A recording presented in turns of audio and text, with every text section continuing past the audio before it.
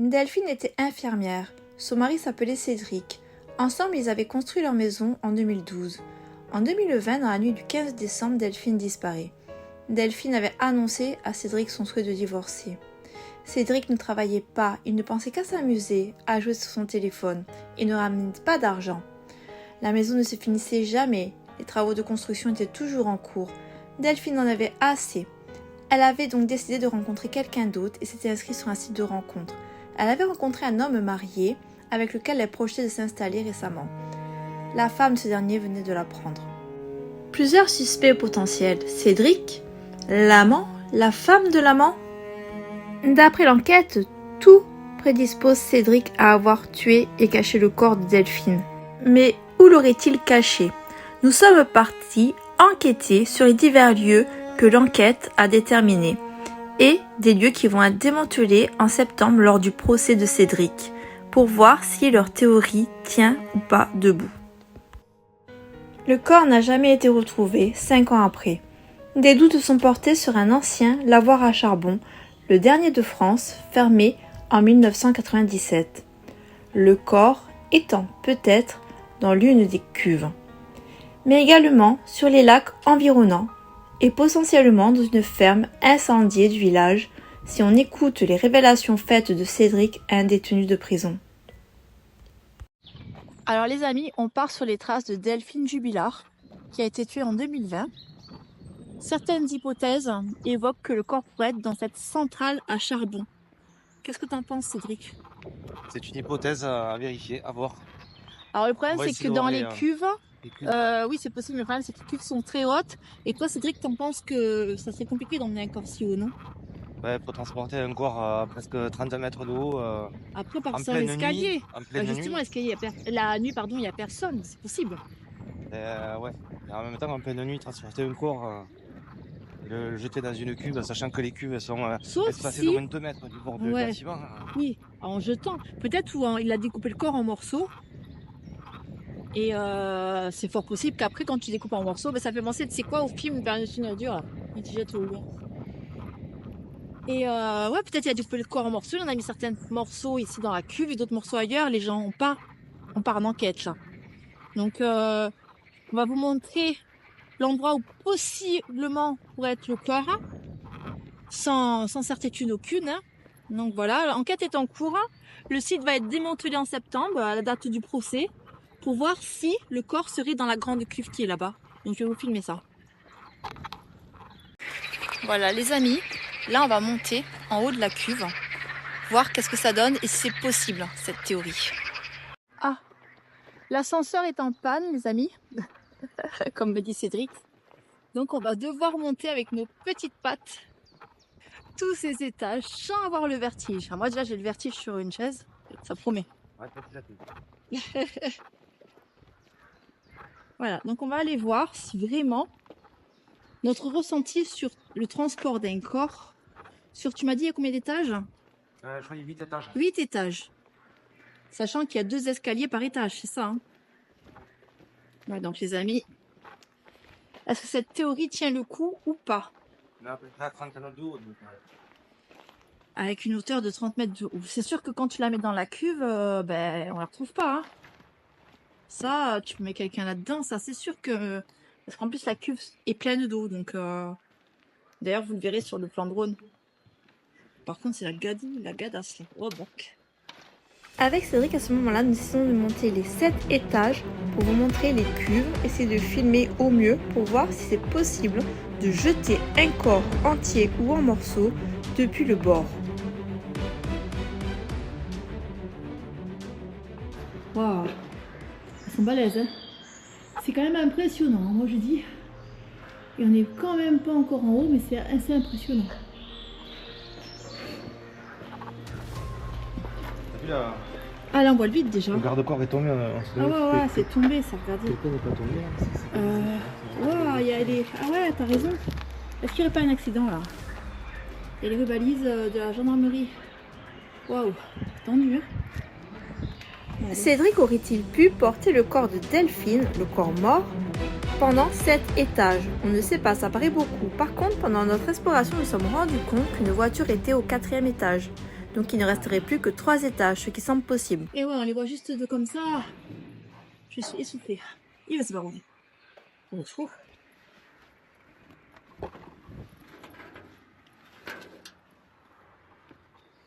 Ah ouais. Faire attention les amis, parce que je filme en même temps. Je dois surveiller de ne pas marcher dans un trou.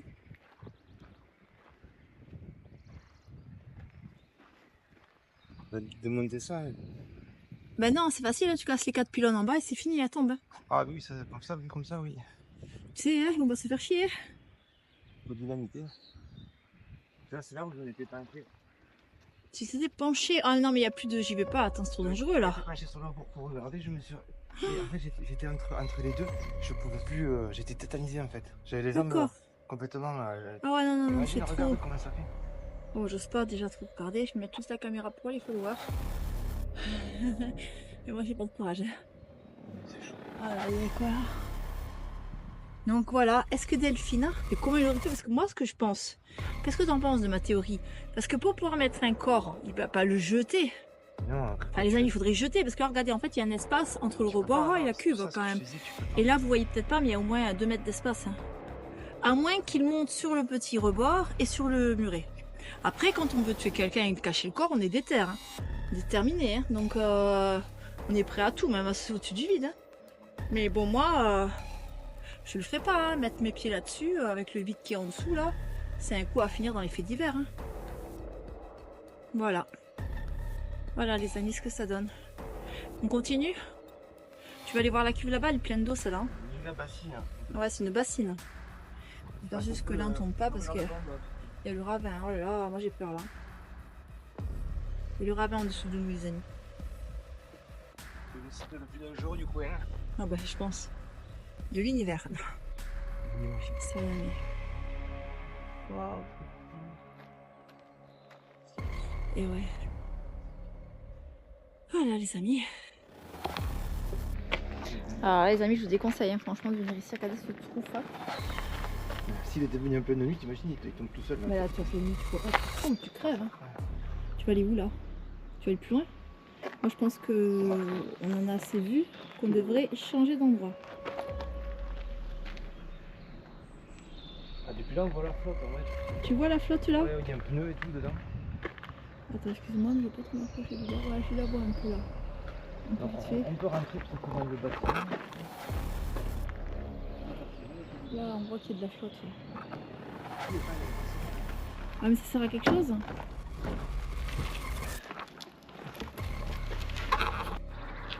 C'est vraiment très dangereux. Vraiment un site très dangereux. Est-ce que vraiment ce serait l'endroit idéal pour cacher quelqu'un? Théorie quand même. Parce que si tu regardes bien, si on vient à pied ici, c'est compliqué de transporter un corps, on est d'accord. Par contre, tout à l'heure, au 3 ou 4e étage, on a vu une voiture qui est venue. Oui. Donc les amis, est-ce que vous suivez bien mon hypothèse? Donc ça veut dire que peut-être le jour du crime, il est passé par là. Oui. Et du coup, il ne restait plus que 3-4 étages à monter. Déjà, ça fait beaucoup moins. Oui, il y a une route là-bas. Il y a une route qui est là-bas, oui. Et là, oh, ça, j'ai peur de m'appuyer sur ce truc, ça tient pas. Là, on la voit un peu plus, mais comment jeter le corps? Après, c'est facile, hein, si le mec il a pas le vertige, il monte sur le truc et puis il jette le corps. Hein. Ah, mais non, mais il s'en fout, il est venu avec une lampe, lui. Qu'est-ce qu'on fait? On repasse de l'autre côté, non? Parce que là, moi je repasse pas au-dessus du trou. Hein. Les amis, hein. Après, c'est sûr, il faut faire des larmes. Allez, moi je m'en vais de deux côtés. Après, ouais, il suffit de plomber le corps, mais comment tu fais pour plomber le corps? Tu le mets dans un sac avec des cailloux. Avec un sac et tout alors, d'accord. Ouais, mais ça veut dire que ça pèse. Oui, oui, d'accord. Tu mets dans un sac avec des cailloux. Non, non. Ça veut dire que le problème, c'est que si tu mets des cailloux ou du plomb dedans dans le sac, il faut aussi transporter ça jusqu'en haut. Ouais. Donc, ou alors d'abord, il est venu mettre le corps ici et il est revenu avec son sac et son plomb. Dans tous les cas, il faut qu'il jette le corps avec tout. Oui, donc de toute façon, c'est très compliqué parce qu'il doit être en équilibre au-dessus du vide quand même. Il y a une sacrée hauteur. Hein.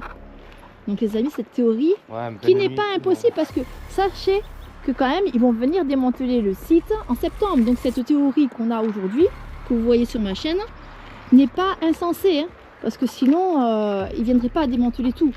Donc il y a quand même quelque chose qui les pousse à le faire. Donc ça c'est pas rien quand même. Voilà. Voilà les amis, on est tout en haut de la centrale à charbon. Il faut savoir qu'en fait les deux cuves sont immenses mais elles sont éloignées du bord. Qu'est-ce que vous en pensez? Est-ce que vous auriez pu jeter un corps par-dessus bord? C'est du mal à croire cette hypothèse. On va explorer d'autres pistes. Qu'est-ce que t'en penses? On est parti? On est parti. On est parti. Là les amis, en face on a un petit lac. Il pourrait être là aussi le corps. Hein. Donc, et ici on a une traînée d'eau, couleur dorée, bien chimique en tout cas. Comme si le fer, de la ferraille, non? Oui, c'est de la rouille. Ouais, c'est de la rouille. Hein. C'est l'oxyde de fer. L'oxyde de fer. Bien dégueu en tout cas. C'est pas de la peinture, hein, c'est vraiment de l'eau. Ça coule.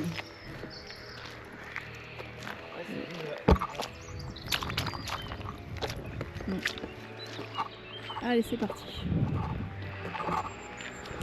Les amis, Cédric pense que peut-être il y aurait une voiture dans les temps, parce qu'il y a la roue là aussi. Et ça serait ça qui coule, la rouille de la voiture. Ouais. Ah ouais, hein, c'est possible. Hein. Une autre théorie, ça encore.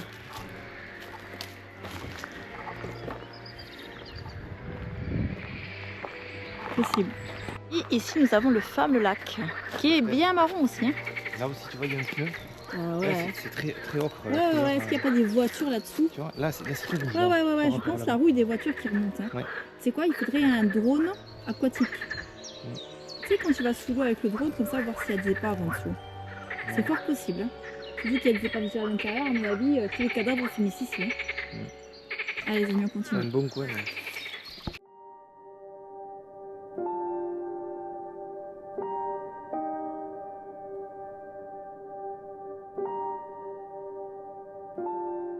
Bon, voilà les amis, là on est devant la maison de Delphine.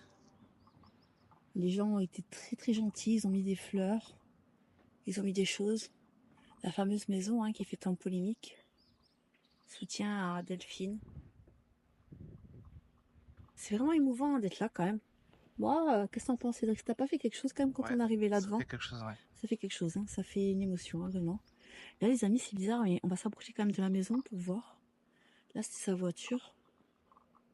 Et c'est dommage parce que c'est pas entretenu, tu vois, des pots qui sont cassés par terre et tout, faudrait les remettre par une gratte.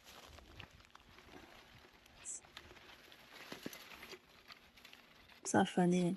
Ça a fané, c'est des fausses fleurs, mais ça c'est devenu pas très joli quoi, du coup, c'est dommage. Quelle belle femme.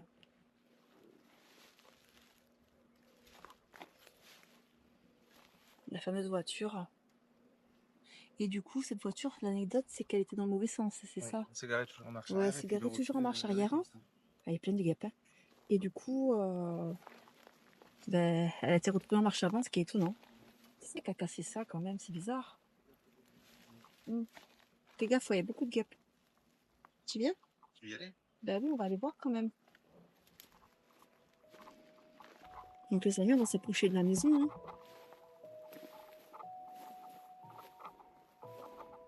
La maison de Delphine.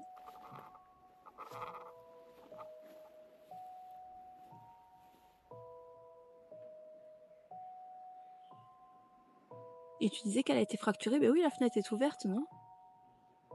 Oh, c'est fou, attends, pour m'approcher. Là, regardez, c'était en construction, là, il y a encore les... C'était même pas des vraies marches, hein, c'était des blocs de ciment. Parce qu'il faut marcher sur le côté, c'est moins dangereux.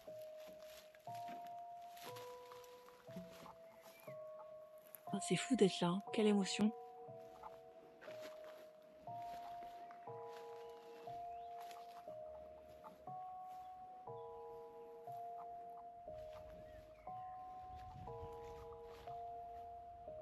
C'est des ronces.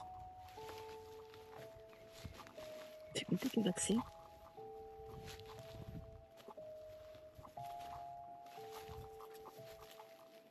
Il y a encore des palettes. Et là, ce qui est étonnant, c'est qu'il n'y a pas de scellé. T'as vu des scellés judiciaires, toi? Non. Il n'y a absolument rien, quoi. La porte est ouverte, mais on dirait qu'il n'y a même plus de serrure.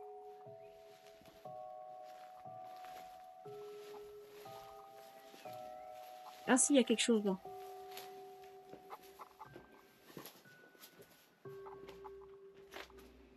C'est effacé.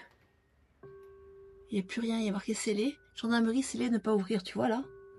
Donc voilà, c'est interdit de rentrer là-dedans. Surtout en plus, comme l'enquête n'est pas finie, les amis, c'est très grave de rentrer dans une maison quand l'enquête n'est pas encore finie. L'enquête, c'est septembre le procès. Donc on voulait vous montrer au plus près la maison.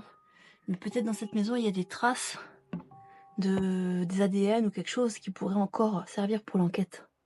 Et c'est ça. Et, oui, oui, c'est sûr. Et là, tu vois, il y avait déjà un scotch, mais ils ont dû venir arracher déjà les gens. Et là, gendarmerie. Mais c'est en fait depuis 2020, donc c'est vraiment effacé. Il n'y a plus rien marqué, plus rien. Après, c'est une maison lambda, c'est pas non plus un truc exceptionnel à visiter, mais c'est surtout pour l'histoire du jeu qu'on était là. Là, par contre, tu vois que le volet a été fracturé. Je crois qu'il a jamais fonctionné maintenant. Ah, il n'y a pas de rail. Ah ouais, il n'y a pas de rail en fait, il était même pas fini. Ah ouais, d'accord. Ah non, mais c'est pas un... C'est pas un garage, c'est... C'est le salon. Oui, oui, c'est directement le salon. Voilà, donc les gens, je rentre pas, je rentre comme ça. Et là, il y a un scellé rouge à la fenêtre. Vous voyez le scotch rouge. Et le salon était moderne, il était joli. Hein. Voilà, donc ça, interdit d'y aller. Voilà. C'est fou parce qu'il reste les chaussures, il reste tout. Il est vraiment dans l'intimité des gens. Et regarde, il y a une chaîne là-haut comme ça, là, une chaîne en ferraille. C'est vraiment pas fini. Hein. Après, c'est joli cette maison, on a une partie calme et puis. Et là, qu'est-ce qu'on voit là par là? On voit rien de plus. Là, c'est fermé, c'est ouvert. Il n'y a pas de télé là. C'est vraiment resté comme ça. Il y a quoi? Il y a sa maison à qui, la maison d'à côté? Est-ce que c'est pas le problème qu'il y a eu avec les voisins là? Ah oui, attendez les amis. Parce que je vais vous expliquer. Je me demande si c'est pas la maison des fameux voisins avec qui il y a eu des problèmes. Là, c'est très dangereux.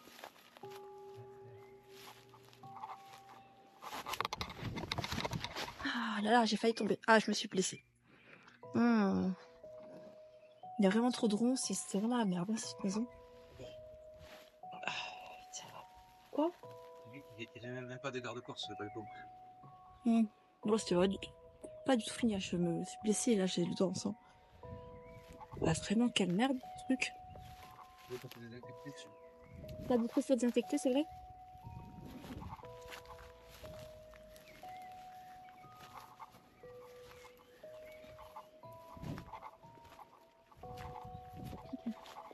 Et la maison d'à côté, elle est abandonnée alors aussi.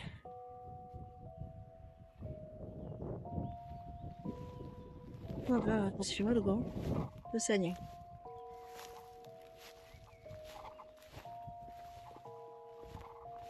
Voilà, donc là, ça fait un friche incroyable, franchement, toute cette friche. En voiture.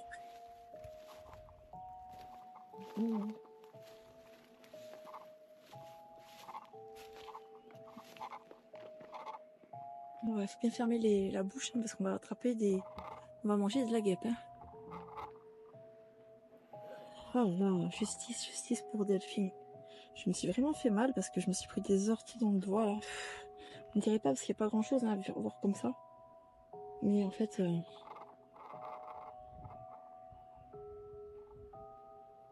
Voilà.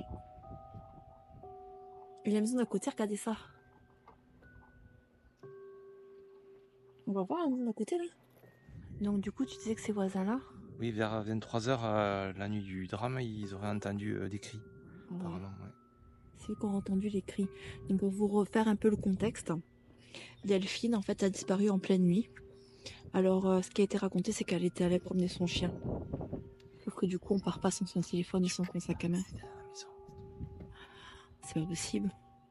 Mais c'est plus qu'un urbex, ça. C'est incroyable. On peut même pas accéder. C'est ça qui est bizarre. Ça, c'est bizarre. Hein. Ouais, vas-y, on fait le tour. Venons, on fait le tour. Parce qu'il n'y a pas d'autre accès. Et du coup, elle a disparu en pleine nuit. Donc, ils ont cherché partout. c'est un enlèvement, enfin qu'elle était partie d'elle-même, etc. Il faut savoir qu'en fait, Delphine avait demandé le divorce avec son mari, Cédric, et qu'elle avait depuis quelque temps, pas toi, et qu'elle avait depuis quelque temps rencontré quelqu'un, mais cette personne était également en couple. Et le problème, c'est que la femme de cette personne s'en est aperçue aussi.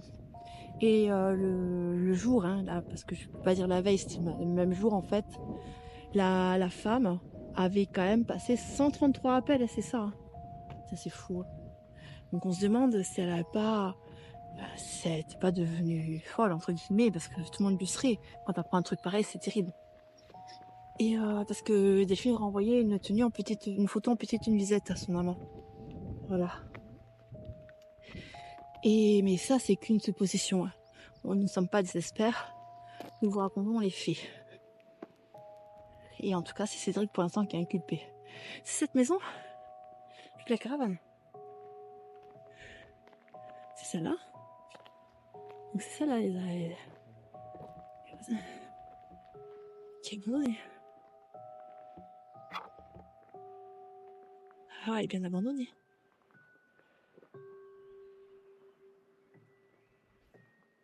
J'ai l'impression que la fenêtre est ouverte derrière là-bas.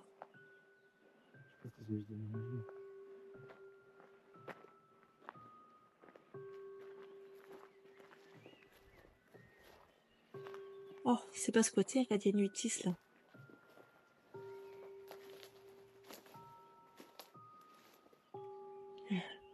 Je me demande si c'est pas squatté ça.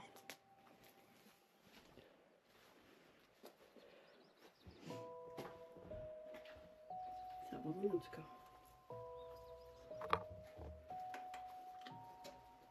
Tu vois que c'est vert. Vert, on va dire.